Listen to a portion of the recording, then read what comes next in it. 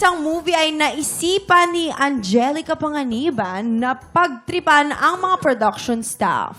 Anong prank ang ginawa ni Angelica? A. Nagtago siya sa puno or B. Nagkunwaring may nakikitang multo. Ay, nako. Alam na alam yan ni Bubsy. Yung pinaka-prank niya yung nagpapakita wari ng multo. Oo, yung Yung parang, ganyan, no? o kunyari, kumakain si ate, si Angelica Panganiban, kumakain. Tapos, ito yung cameraman. Kunwari ikaw si Angelica. Ako na lang ba? Oh, yes. Sige, ako si Tapos Angelica. ako yung multo. Okay, kumakain ako ng ice cream. Kanya po kumain Sarap, ng ice cream. Kumain ng ice cream to. Hindi. cute, ang Gusto ko cute. din yung ice cream mo. Paano kumain ng ice cream? Chicharon naman, chicharon. Hindi mo lang ipin. Kaya yun.